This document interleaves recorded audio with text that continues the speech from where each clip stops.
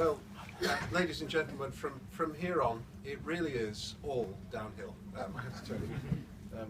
Only very briefly, I will say that I'm so honoured and flattered that so many people have come from such a far-flung places to join us tonight. There are people here who I haven't seen for 25 years, and that is marvellous and somewhat overwhelming, I have to tell you. But you don't want to hear that, so there's this thing about this book. A number of things actually about this book, so I need to start with a little bit of a health warning. Is anybody troubled if I read out something slightly rude?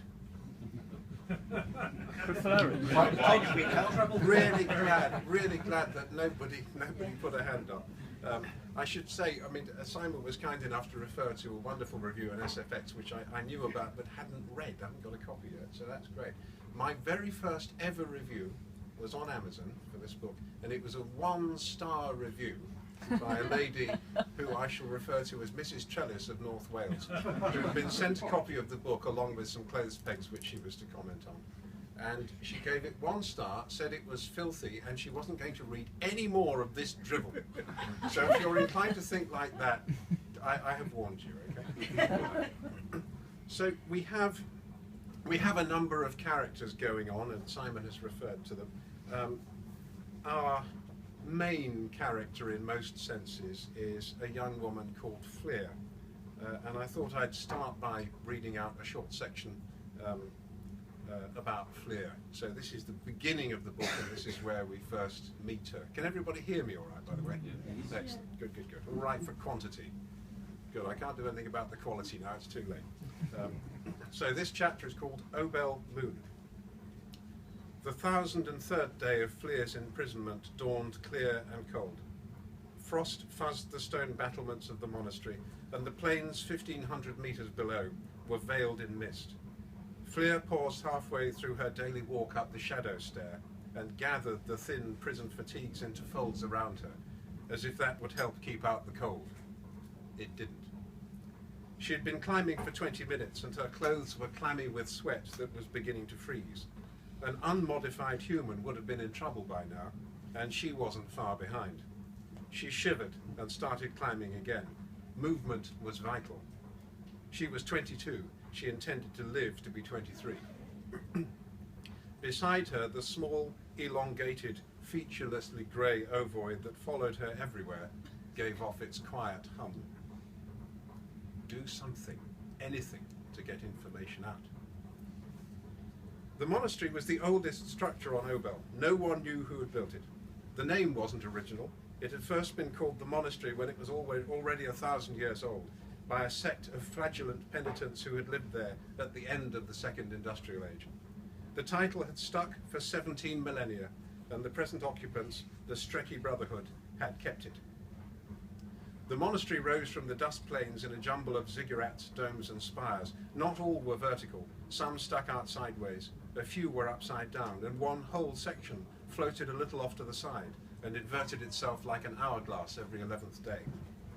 The whole thing came to a point in the slender, rotating Tower of Prayer, which tapered over its 500-metre height to little more than the width of a man's outstretched arms before expanding 2 kilometres above the plains into the lantern.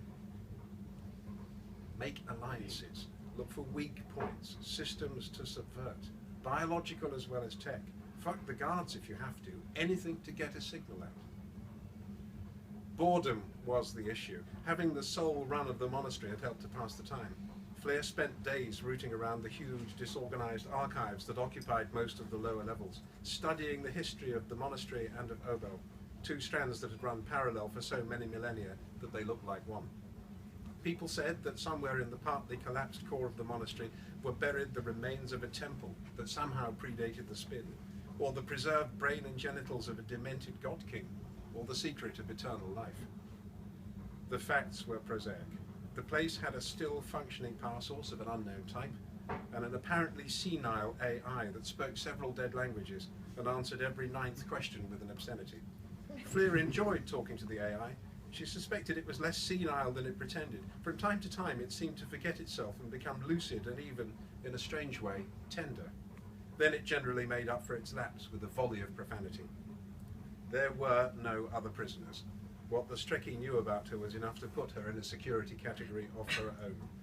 She had been alone on the prison transport, and when the creaking, smoke-belching machine had docked with the entry gate, with a thump that had knocked her off her feet, there had been no one to greet her. She had been conducted along dripping corridors by a floating spherical drone about twice the size of her head. It smelled strongly of ozone. She wondered why, until the first time she slowed down. It nudged her gently, and the electric shock almost knocked her out. "Where is everyone?" she asked in the reception cell. The squat little monk hitched at his stained robes and rolled his eyes, showing dark yellow whites. "You are everyone," he told her. "Solitary confinement. No one wants to get near a filthy slop crotch like you. Even the guards won't come further in than the second circle. So you'll be making your own entertainment. I know what you foul sluts get up to." He licked his lips. "There are cameras." Fleer suppressed a shudder. "Don't you prefer boys?" she asked innocently. I'll stop at that point. This be graphic. So Fleer doesn't start in a great place, as you can tell. So she's stuck up this ridiculous tower in this ridiculous monastery on a moon. I'm not going to tell you how she gets rescued.